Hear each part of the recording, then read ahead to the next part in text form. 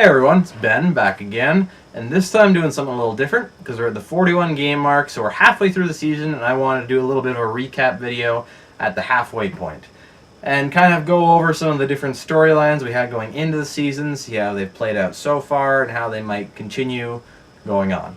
So starting off with the biggest story of the summer and the only thing anybody could ever talk about going into the year, Subban v. Weber. While I still maintain that it will be years before we know who truly won this trade because there's still a whole lot of hockey left to be played in both their careers, I think. There is still some things we can look at so far through this year. Firstly, yes, Shea Weber has greatly improved the Habs power play, and he has had a pretty productive offensive season so far. With 26 points, 10 goals, 16 assists, it's been a pretty damn good time for him so far, but he's done that in 41 games. Subban has 7 goals and 10 assists, but in 12 fewer games. And it is still worth it to look at some of the other stats.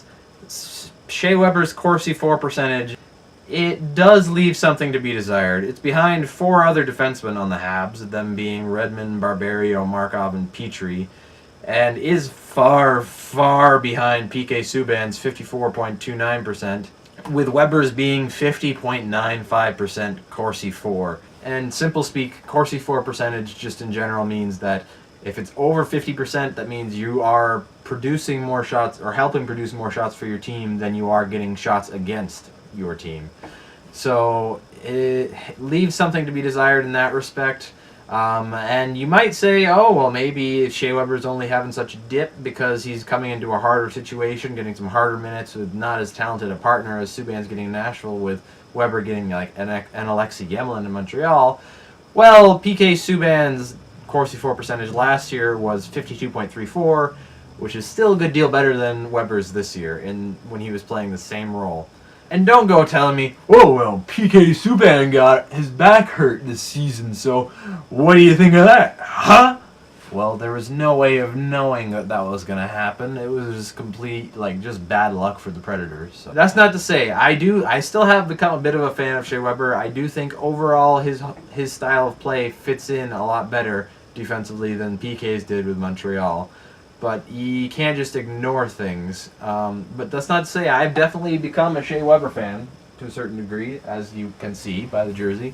But you can't just ignore the facts. And moving on from that, Carey Price, who is somehow still in a lot of Vezina talks. I don't know how. Maybe because on the whole season he does have a .928 save percentage, which, a little low for him. But it doesn't look terrible. His save percentage on the year is .928, yes, but that is being heavily buoyed right now by his play at the beginning of the season, because since the start of December he has a .904 save percentage, which is rough for Price.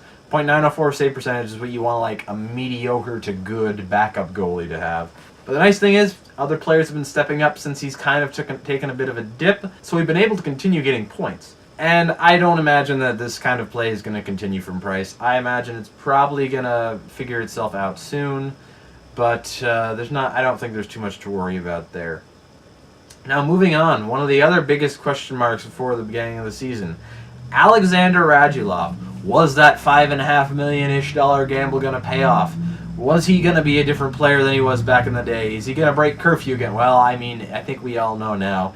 He is a player, and he is one hell of a player at that. He has 10 goals, 21 assists for 31 points through 39 games, and he has been, night in, night out, the Habs' most consistent offensive force every game, except maybe 1 or 2.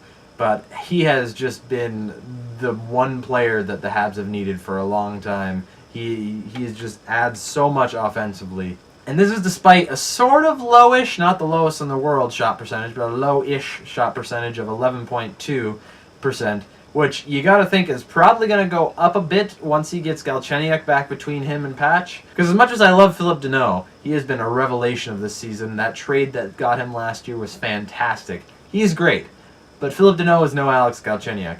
And Galchenyuk's going to be back soon, and I can't imagine what those two are going to do together once he gets back.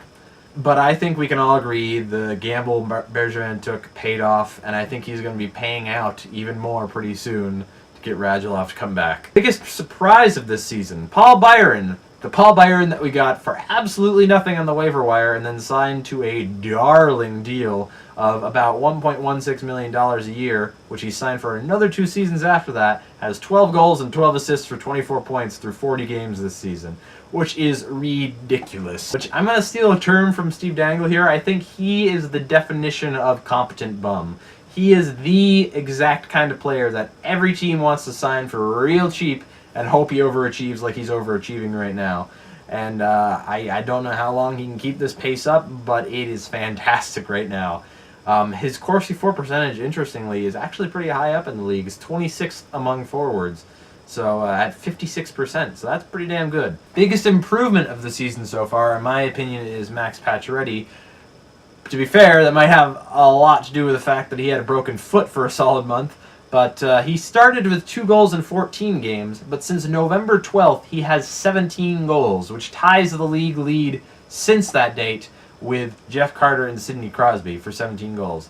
And he's in the kind of the same boat as Alex Radulov. You got to imagine that once he gets Galchenyuk back down the middle, because you got to think they're going to keep Radulov, Chucky, Patch all together, that line is going to be something fun to watch once they're all back together. And then team as a whole. Right now, we are first in the Atlantic Division with a 25-10-6 record for 56 points. 4 points shy of the first in the league. Now, if you told me we were going to be in that position right now at this point in the season, with Carey Price playing subpar to his usual expectations, and while missing Alex Galchenyuk, Andrei Markov, David Dernay, Andrew Shaw, and now Brendan Gallagher out for significant time, and we are still in this position and still getting points and winning games fairly often, I would have told you you're crazy. But that's where we're at. And I think once we get some of those pieces back, I think we can only get better. And I think Price is going to figure out whatever's going on with him right now that's making him play like he is. I don't expect it to continue. I am just really excited for the back half of this season. I only expect good things from here on out. And I think the playoffs could be a whole lot of fun this year. But anyway, that was my video. Got the game against the Jets tonight. That'll be fun to watch. I think they should be able to get this game, especially considering Line A's not going to be in the lineup. But anyway, we'll see, and I'll see you guys next time.